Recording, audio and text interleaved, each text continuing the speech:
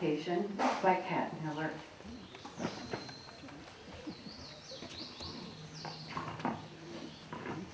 Good morning, everyone. Nice to be here. I thought we would just take a moment and let our chairs hold us more than they're holding us now.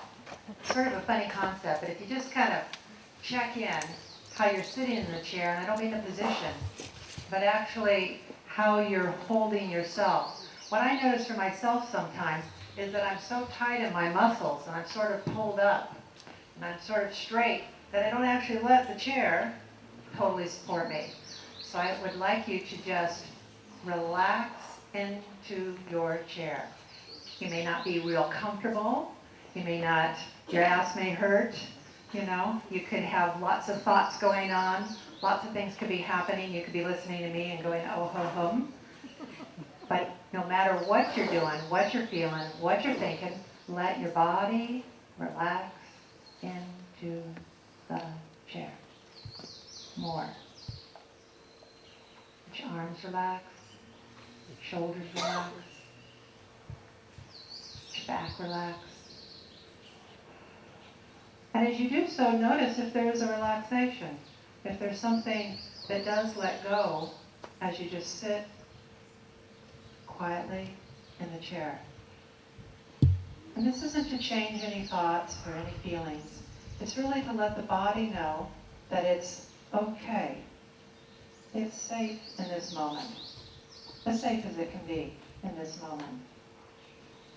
And that the chair has you.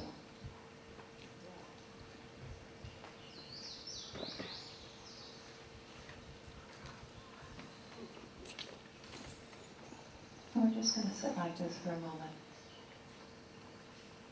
Nothing to do. No thoughts to unthink.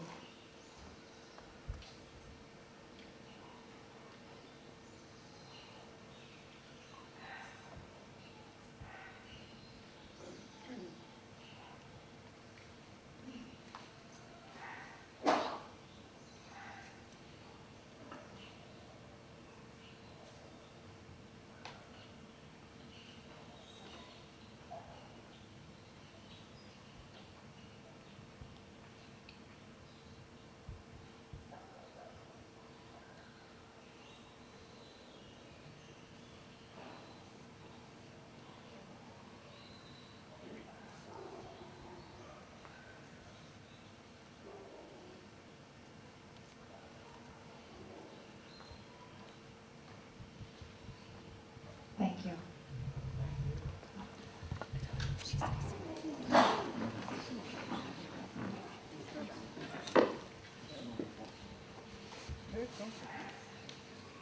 Our speaker today is Les Strong.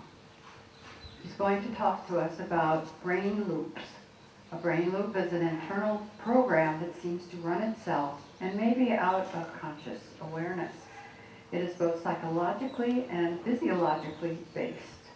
A loop initiated by life experiences, perhaps unidentified, that has resulted in psychological symptoms, cognitive obstacles, and perhaps even physical disorders resistant to treatment. Les Strong is a licensed marital and family therapist. He was a member of the faculty of the University of Connecticut for 12 years teaching marital and family therapy. He's maintained private practice for 35 years in Connecticut, and he's recently opened his practice here in Ajijic. Let's welcome Les Strong.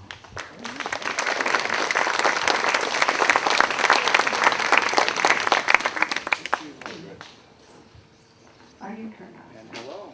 No. Not on. Now I am. Okay. Good. My wife says I think I'm on all the time. You know?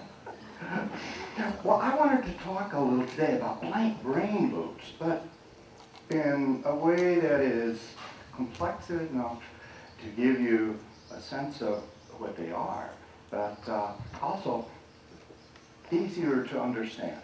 So anyway, I was reading Time magazine the other day, and I came across a brief article about Johnny Depp. Some of you may also have seen it. To give you this briefly, it states that Johnny Depp is determined not to repeat his parents' mistakes, says Brian Hyatt of Rolling Stone. Although the actor split last year from Vanessa Paradis, the mother of his 2 children, he remains a devoted father. With my kids, they're told 70 times a day that they're loved, he says. By contrast, Depp had what he calls a relatively violent upbringing. If you did something wrong, he says, you got hit. If you didn't do something wrong, you got hit. So, with his home life too was chaotic, as his parents were constantly moving in the middle of the night, of course, from place to place to escape the sheriff and the bailiff and the collectors. His father was a civil engineer who seemed every Christmas to go through what Johnny Depp called a quadruple bankruptcy.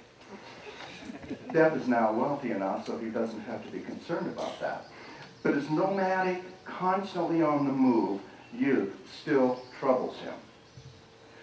And what he says is that when it's time to pack now, to go to another location to make a film, for instance, or even to go on vacation, he says, I'm a wreck. When it's time to pack, I am a wreck. Because it reminds me of so much of having had to move all of the time when I was a child and an adolescent.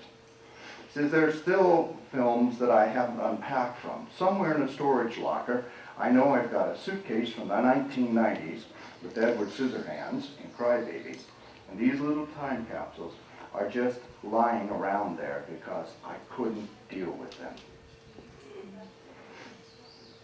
That's a loop. He loops back to his prior experience, and it repeats itself in the present, so that packing or unpacking makes him a wreck. So, we know what it means for us to be caught in a temporary loop. We all have it, can't get that song out of my head. But what if you get into not a temporary mind loop, but a real brain loop? That is, a loop that is both psychologically and physiologically based. A loop that is initiated by life experiences, like Johnny Depp, and you can't get out of it. Now, yes, he can compensate for it, but these loops have created a number of psychological symptoms for all of us, or at least many of us at times, and perhaps even physical disorders that have been resistant to change.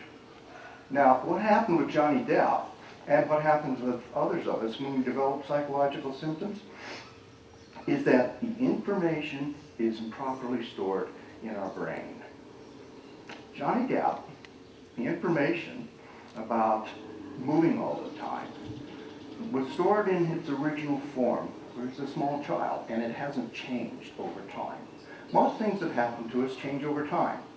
That thing that happened yesterday, that minor altercation, we were upset about it then. Today, it doesn't seem so bad. And we conclude that perhaps we did as well as we could. But these things don't change over time. We can have other experiences. Johnny Depp has gone many places without incident, some of them very beautiful, I'm sure. He's returned, he's packed and unpacked, and in nice surroundings, and still he's a wreck when he has to pack or unpack. The long arm of the past has come into the present and creates extraordinary anxiety for him and feelings of desperation. Well, he's not the only one. So let me just give you a few examples, because I want to talk about EMDR today. How many of you know about EMDR? Okay. I'm hoping that some of you may have participated in EMDR sessions and might be willing to share your experiences with us a little later. This is something that speaks to treatment failures in psychotherapy. When you look at psychotherapy or dealing with psychological symptoms, we have typically had two approaches. Talk therapy, psychoanalysis, object relations, cognitive behavioral, all of those things where we talk about disturbing events or disturbing thoughts or disturbing emotions and attempt to work through them so they are no longer disturbing. to us and no longer have an impact upon our current day functioning or our emotions. So we've had talk therapy. We also have had psychopharmacological interventions, medications.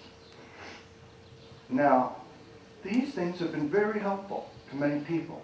But what about the people who haven't been helped? What about the treatment failures? What about people who have been in therapy for many years and may have experienced some partial benefit, but really haven't gotten what they came to get? What do we have to offer them? Or people for whom all of the medication and all of the therapy has not touched their experience? Well, until about 20 years ago, what we had was supportive psychotherapy, and that was it. Basically, I'll walk alongside you as you have the experiences that you have and deal with the symptoms that you deal with. And together, you'll know you're not alone, and we'll do our best to process it through each week or every other week. But supportive psychotherapy was all we had. But then a surprising thing happened. Francine Shapiro, psychologist in California, came upon a surprising experience for herself. Her story about it is, and this is how she discovered what came to be EMDR, is that one day she was working at the MRI, Mental Research Institute in Palo Alto, and she had been working in the morning, and at noon she had lunch, and then she went for a walk around a small lake on the grounds. And as she was walking along, she was thinking about something that had happened, just one of those niggling things that was disturbing to her. And God noticed that as she was walking, her eyes were moving left and right and left and right and left and right. And then she noticed that when she got back to her office, she just wasn't as disturbed by it as she had been. That was curious. Well, fortunately, she was curious. And so she began working with some of her clients, particularly those who had these stubborn psychological disorders or things like post-traumatic stress disorder, in which she would ask them to remember a disturbing event and then track with their eyes as she moved her hand back and forth. She was going on the diagonal then. And she still does. I mean, you can do this either way. And what she found is that people universally responded by saying that they were no longer as upset by the event. So she might do this for anywhere from 15 to 50 times, and then she'd stop and say, so what's happening now?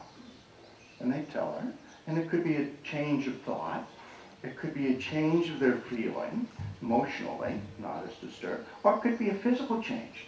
When I sat down, I had all this tension in my shoulders. Now my shoulders are relaxing. It could be a variety of things. When I first heard about this, I thought, this is witchcraft. I mean, what's that do? A lot of other people thought so too.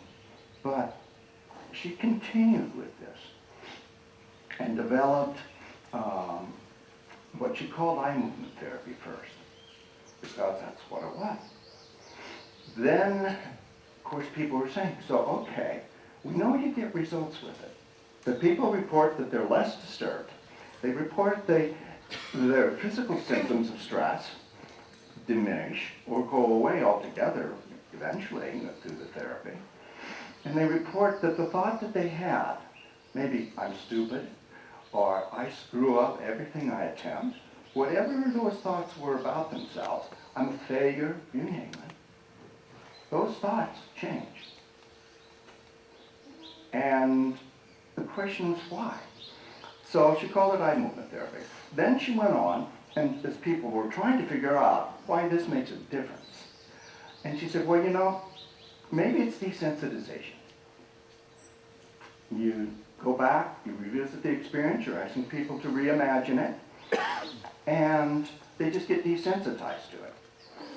So she called it EMD therapy, eye movement desensitization. Well, she said, no, it's not desensitization. If you've ever participated in desensitization, you know that if you are afraid of riding in an elevator, It takes a lot of trips to buildings with elevators and a lot of rides on the elevator before you are desensitized.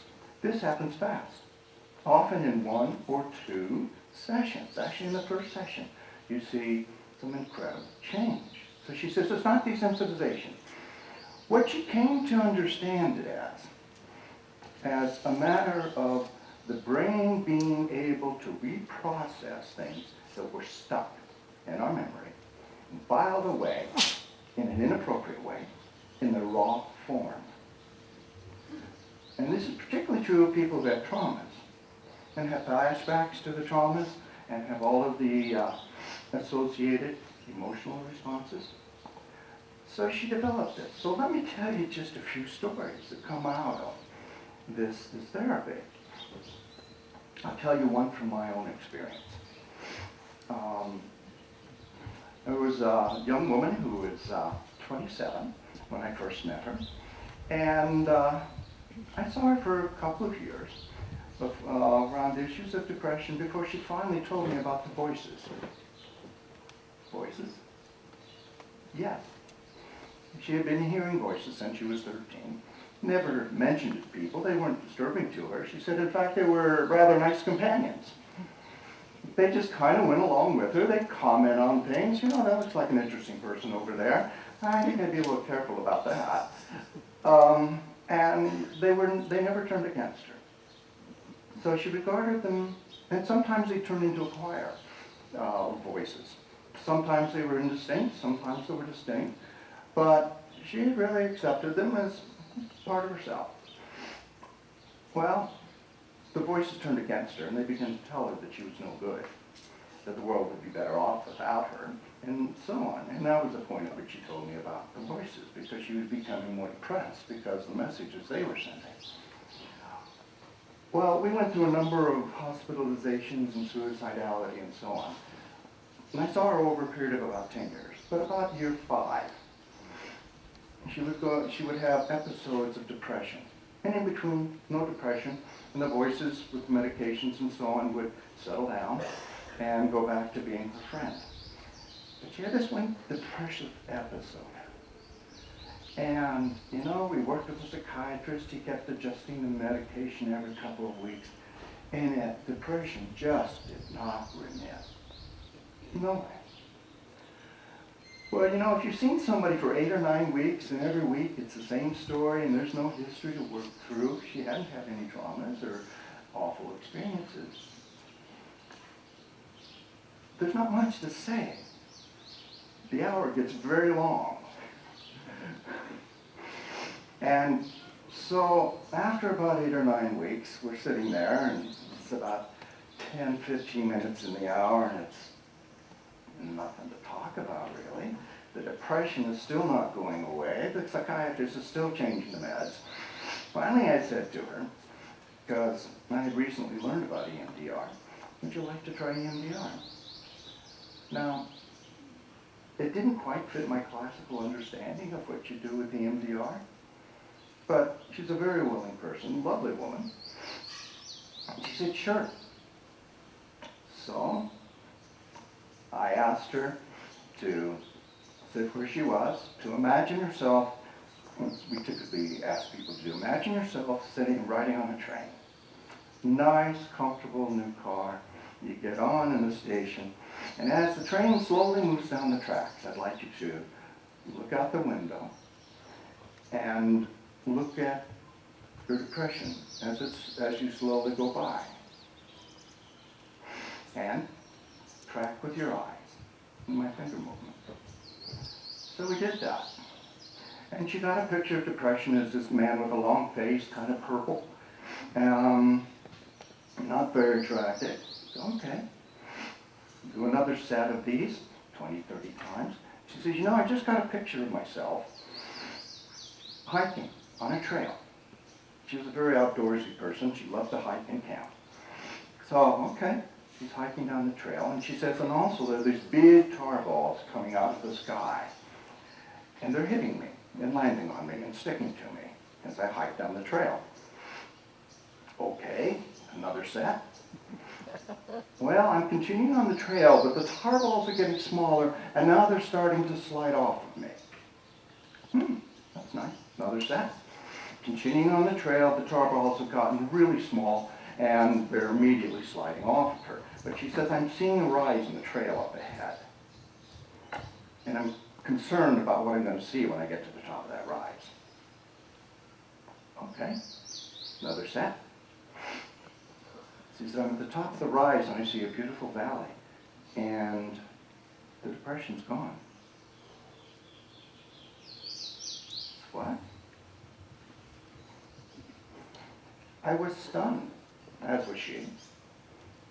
I know it wasn't because the Prozac kicked in that 20 minutes that we did that. But the depression was gone. And it stayed gone. For a longer period than she normally had. I think it stayed gone for about 8 months. She normally had depressive episodes about every 4 or 5. So that was an amazing story.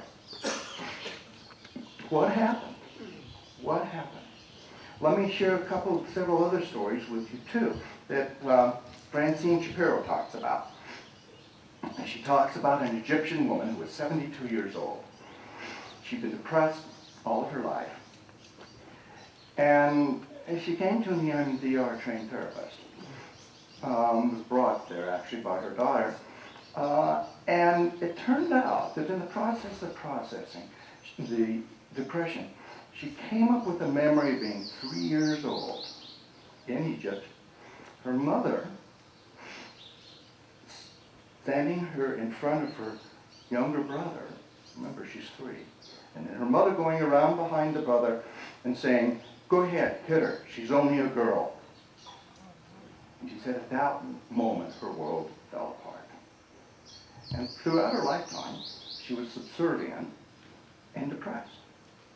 She processed that memory. And she was no longer subservient. She was vibrant. She was no longer depressed. And what she said to the therapist afterwards was, I came in and it was like I was at the bottom of the ocean, and now I'm on the surface. You hear these stories. Tina was a 13-year-old girl in Bogota, Colombia. She'd been dropped off by an organization that helps abandoned children. Her leg had been amputated. Client? Future? Tina's leg had been amputated and she was hysterical over phantom limb pain that she was experiencing. Just hysterical. Well, an EMDR trained therapist targeted the pain in her leg for processing. And the next day, they again, and the girl quickly fell asleep, by the way, after they had processed this pain. The next day, she came back, and the phantom discomfort had moved through cycles of pain and into prickly sensations of electricity. Different sensations. Well, it got to the place where she had no phantom limb pain. And then they continued to process her feelings of loss, the loss of her leg, that it had abandoned her in some way. And also then for the loss of her mother, who was going to return in a month to pick her up again. So during the processing, she worked through her shock, I can't believe my leg is gone, and a grief that she could not get up and play with the other children. And processing continued, and she finally said, I will walk again. And Linda, the therapist, said, well, how are you going to do that? She looked and said, well, with a prosthesis, of course. And the following day, or following week rather, she was playing with the other children and happily showing off her new earrings. Rapid change. EMDR, you see rapid change, oftentimes in as few as 3 or 4 sessions. One other story is of a British woman who was in her 30s. And she had a very health-threatening gastric distress because of her prolonged overuse of antacids. She became dependent upon the antacids because the very idea of being nauseous terrified her. Terrified her. How can that happen? Well, the intake with the therapist revealed that she had been sexually abused as a child. But nonetheless, the very immediate issue to focus upon was the use of antacids, and specifically her terror of becoming nauseous. So the therapist asked her to focus on her horror. Imagine herself on a train, looking out the window, and being horrified at the thought of becoming nauseous. And what came out, as often comes out, was an early memory. Because you know, the things that happen to us in adulthood, the way we see ourselves in the world, how we think about ourselves, is based upon earlier experiences in life. They tell us what to expect of ourselves, how we should behave, how we interact with other people, how the world will be around us. Well, she came up with a memory of being in the 3rd grade. Came out of, she hadn't thought about it, but when she was in 3rd grade, a little girl sitting behind her suddenly threw up and made a beeline for the bathroom. But some of the vomit, just a little bit of it, hit the girl's hair.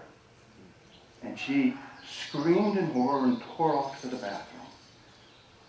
And that seems to have been the event that initiated her process of feeling horrified about becoming nauseous.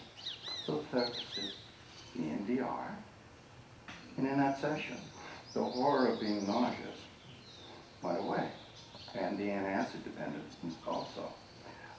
You might wonder about the sexual abuse she had experienced. Turns out she had been able to process that in other ways.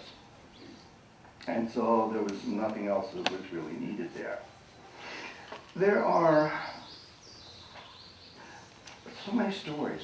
Quick one, woman in her mid-30s, totally alienated from her father. Father had left, the parents had divorced when she was a preschooler. And she had always thought that her father had abandoned them, had left. Well, and so she'd had nothing to do with him for years. She started processing it, and she came to memory of her father leaving. And there was a new component. The new component was her mother ordering him out of the house. He didn't leave because he wanted to, not on his own volition. Other people corroborated that story, and she's now enjoying a very good relationship with her father. EMDR is used to treat a wide variety of things: driving phobias, issues around loss. There's a detailed case study that Francine Shapiro, the founder of this, presents about a 10-year-old boy who was crossing railroad tracks and his foot got stuck and the train ran over him. And the trauma, whoa, we're back. The trauma that the engineer experienced and the trauma that his single mother experienced lasted for a long time until, again, they happened to come in contact with an EMDR trained therapist who did that procedure. So issues of loss, issues of illness, there are people who've been helped who've had cancer, AIDS. It is this whole thing about our brain gets stuck. By the way, what if a person's blind? What do we do? Not going to help. But one of the things that we learned is that what happens when you do that, we refer to it as bilateral stimulation. You're stimulating the left and the right hemispheres of the brain. So that's where we switch to sound. Pen flicks, left, right, left, right, left, right. Works just as well as eye movements. Or you can use hand taps. Hold out the hand, left, right, left, right, left, right. Now, what's actually happening with this? Because, I mean, this is pretty bizarre.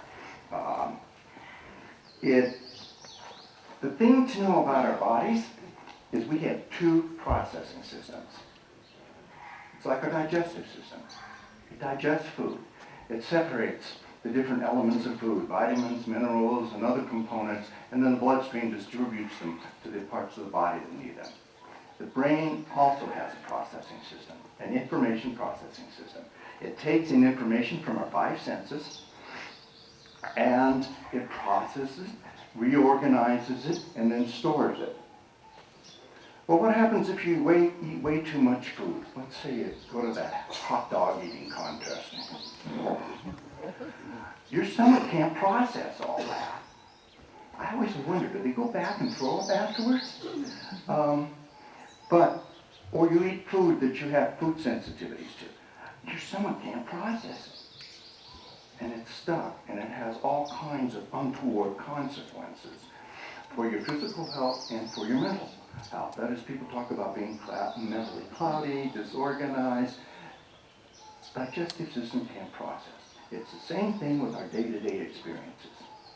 There are some things that our brain cannot seem to process. Normally, processes it, separates out different components, organizes them, puts them on the memory shelf. And we can go back and tell about the story about the time when. And it all works very well. What if the brain gets overwhelmed?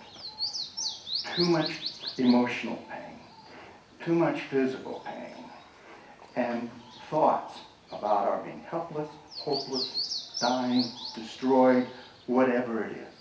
What happens when the processing system in our brain gets overwhelmed and it can't process? The extreme form, you can think of traumas with a big T. You know, things we'd all think about: war experiences, combat, car accident in which we're injured, things that we would all agree are major traumas. But there are also all of these little T traumas. You know, the time I got fired, you know, or, you know, that this person that I used to care about so much, who used to care about me, has broken off our relationship and I can't seem to get over it. Let's see, the two women who I thought were friends that I practiced with for a couple of years, after having practiced with them many years ago, were not very welcoming, certainly not hospitable. They just didn't seem to like me anymore, and I didn't know why. I spent a lot of time trying to figure that out. That's a brain loop. Wasted a lot of time.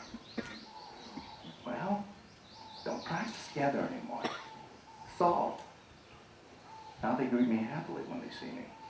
And I say, huh? Okay, happy to see you too, I guess. What happens though when the brain can't process? What happens when you get an overload? Well, we develop symptoms. They're all in the DSM-5 now: anxiety, depression, and physical symptoms. Because that internal processing system is the link between our mind and our body. And oftentimes you find physical symptoms that have not been responsive to medication and yet are responsive to EMDR. Not all the time. I mean, EMDR is not a panacea. I don't wish to oversell it. But I do want to say that we have something now that we had none of before. We have an understanding of the human brain. That's part of our physical body. And that when things get overloaded in the brain, it affects our mind and our body. All those stress-related diseases that you hear about. And what we need to do is to get that processing system moving again around those particular incidents or around those particular symptoms that we're having, physical or psychological. I think of it as like, think of it like a car engine that's seized. You've got to put some oil in there. The EMDR is the oil. And then you have to have something that starts it moving again. You've got to have a starter. EMDR is a starter. So that the processing system in our brain can start to break up a human experience into its component parts. And there are three. Component parts are our emotional responses or reactions. Second one is what we think. Uh-oh, I'm a screw up. I did it again. Or physical sensations. Every time I get in the car now, after that accident, my stomach tightens, my shoulders tighten, and then I start to be afraid. You don't want that. So you need to separate out those different components and reprocess the emotions, the fear. Fear is the thing that binds all of us, It's our universal experience. We all have fears, but most of the time we manage them pretty well. You need to process the physical sensations, the tightness in your shoulders and your arms when you get in that situation, and the psychological symptoms, the anxiety or the fear. So think of EMDR as lubricant to get the processing in moving again, and there's the starter for it, and then you continue it, and you reprocess these things, and you go back and you have different thoughts about it. You know? Sometimes it's metaphorical. It's really a fascinating thing. You know, if you ever participate in EMDR yourself around something, amazing, unexpected things happen. The last situation I'll tell you about is a woman that I saw. Lovely woman, social worker, probably about 40. Everybody loved to work with her. She was giving. But she had some problems with anxiety, and she gave too much. She didn't stick up for herself very well. Well, anyway, we did a session, and the other piece is she grew up in a family where her mother was very domineering and always critical of her. Always critical. So, I said, well, let's start with your mother. Just picture your mother in one of those situations where she was criticizing her. A few sets here. She says, well, you know, what came was a picture of me walking out to the end of a dock on a lake, getting into a rowboat with my father, and rowing out towards the middle of the lake. Okay, another set. She falls into the lake, and she's starting to go under the water. Okay, another set. Fighting to get to the surface. Can't get up to the surface. I'm scared. And I'm sitting there thinking, where's this going? And reminding myself that everything about us is adaptive. Our mind always works to go in a direction that is healing and adaptive and moves towards wholeness. But I'm still worried. She's going down and she's drowning. Another set. Sinking further, still trying to get to the top. Another set. I'm standing on the bottom of the lake. I just realized I don't have to get back to the top of the surface. I can just walk along the lake bottom, and I'll come to the shore eventually. Wow. I think the metaphor was that she had been drowning in her mother's criticism, and she realized she didn't have to get on top of it and fight her line by line. She could just walk under it, and eventually she'd come out. And she had. Mind is an amazing thing. And EMDR, to me, is the third arm of psychotherapy, because now we understand much better, and I could say a lot more about the process, about how the information processing occurs. But think of it as analogous to our digestive process. We have two processing systems, digestion and information processing in our brain. And either of them can get stuck on individual foods or individual memories or upon things that happen chronically. And it's a question of how to unstick them so that things get put in their proper perspective and they don't continue to stick on our throat, psychologically or physically. I've left a few articles back there. The New York Times did a piece, a few copies of an article rather, about a year ago, interviewing Francine Shapiro. I didn't leave a lot of them. I have a few more here. I did leave a line pad in case anyone would like me to leave any others here. I can leave some at the office. But just a few moments for comments or questions. Yes. 1 second. Yes. Am I not No, you're fine. I'm not. Oh, now I am. Now you are. Yes.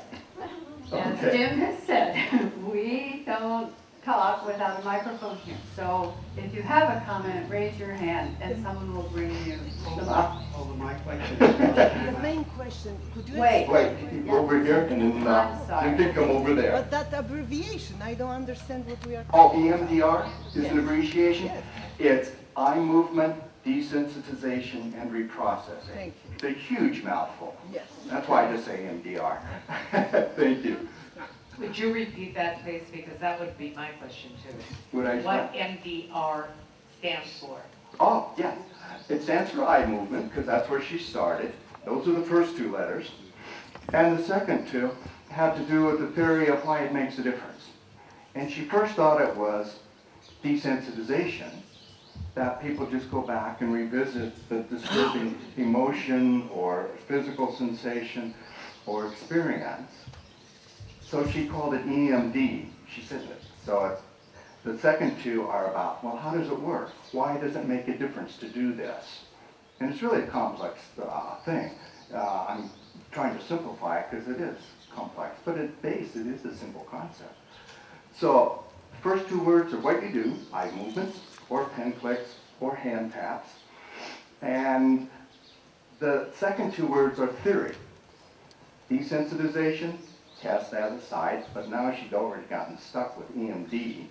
And then finally she said it's reprocessing. It's information in our brain being reprocessed or digested so that it no longer sticks there and causes us to loop around and around and be a prisoner of that loop. And we all have loops, but you know, some of them aren't so disturbing, and you just say, oh, I can shut that off. I don't want to think about that. But there are other loops that we can't shut off. And that's where EMDR provides the lubricant and the start to start reprocessing that. So she says she wouldn't call it that now. She started over, but unfortunately she started and just kept adding words. Okay, another one here.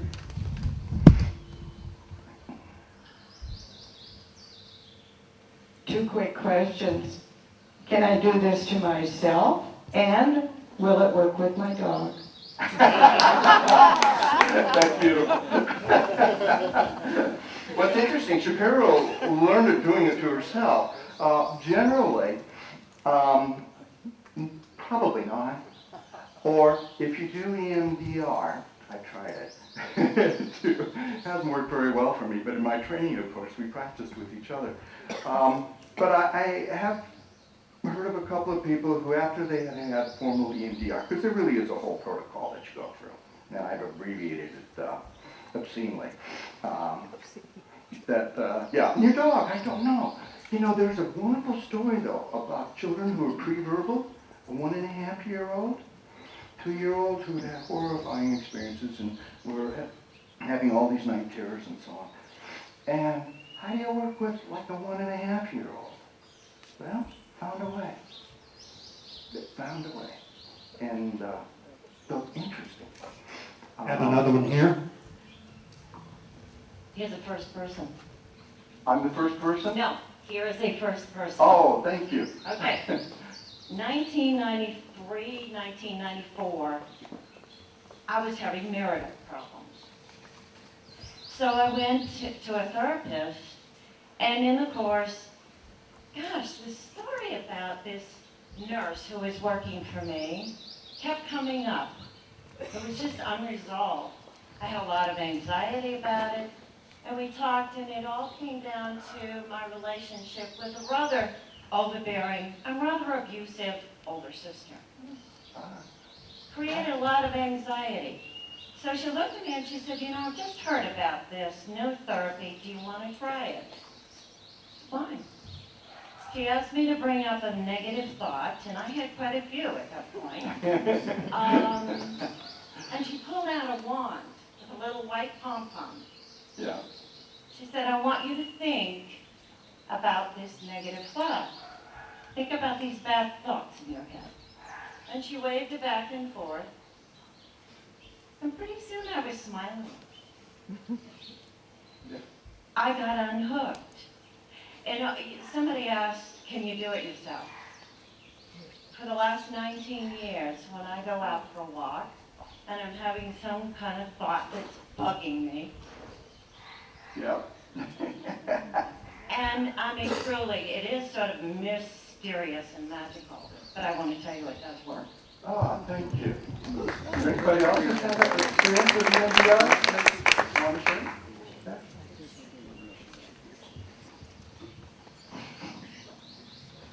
You've talked about a lot of success stories. Is this infallible? Does it sometimes not work? I may be optimistic, but I'm not stupid. No, nothing is infallible, but you know, this is a huge leap forward. Huge. You know, we normally process things in a variety of ways. We dream about them at night. We process them. We talk about it with our friends or others. That's processing it. And most of the time, that works really well with us. Medications, we don't process it with medications, but you do bring the symptoms down so you're not overwhelmed by the symptoms. So yeah. Yes, you mentioned treatment of depression and some other disorders, mental disorders. Is there any experience in treating obsessive compulsive disorder using this technique? Yeah. The things that you wouldn't treat would be things that are fully biologically based. It won't make a difference with schizophrenia, for instance. Or if a person is unable or unwilling to be in touch with their emotions, then that would be a person who would not benefit from EMDR. Okay, Les, were you meaning that it's abnormal to hear voices? My client was perfectly happy with them until they turned against her. The descriptions that you made, I noticed were all dealing with women. Don't men have problems? Of course not.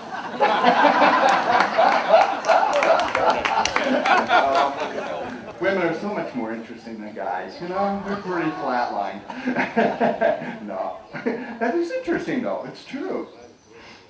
Yeah. Stand and hold the mic with an inch of your mouth. Would this work with chemical imbalance that causes depression? It can help with the antecedents. It's kind of a chicken and egg question sometimes. Did the chemical imbalance come first? Or were there life experiences that led one to be really depressed? And then our chemistry aligned with what was happening psychologically. So I would certainly work with that and see if you can work with you can work with the antecedents, if there are antecedents. Now sometimes people have basically untroubled lives and still become depressed. In that case, sure, absolutely use the medication and know that really there's nothing to resolve. So yeah.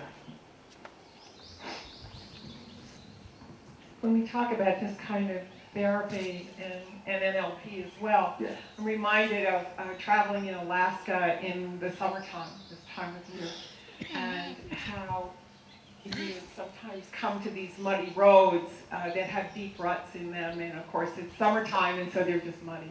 Yeah. And so the sign for those who travel in the winter is choose your rut carefully. You will be in it for the next 50 miles.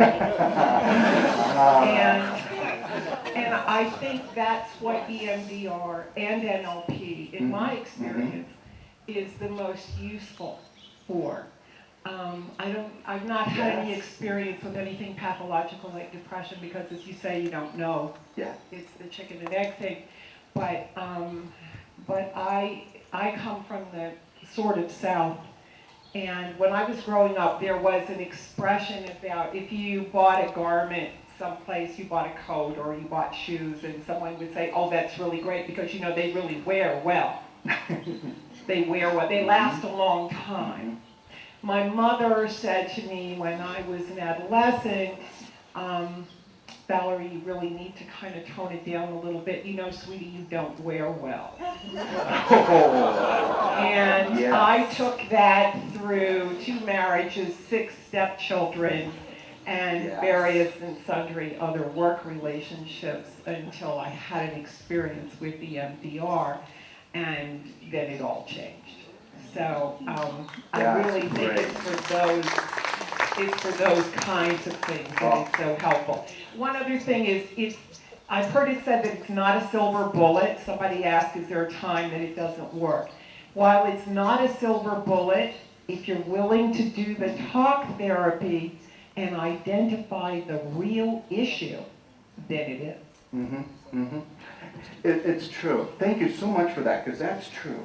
The things that stick are the occasional comment that somebody might make, when you're a kid, like you don't wear well. It sticks with us. It does. And we may know they, meant no harm, but they stick. Oh, thank you, Valerie. That's beautiful. One here? Yeah, to the best of your knowledge, does the NIMH support any research in this area? That's the thing I haven't mentioned, research. EMDR is, because it was so quirky, the second most researched psychotherapy in the world. The first is cognitive behavioral therapy. but it's the second most researched. And what they find is it's rapid. Oftentimes in just 3 to 5 sessions, you get major shifts, and it's effective. And you think about it especially, well, and it's effective with addictions too, I should say. But it's rapid and it's effective, and there's a wealth of research out there. It makes fascinating reading.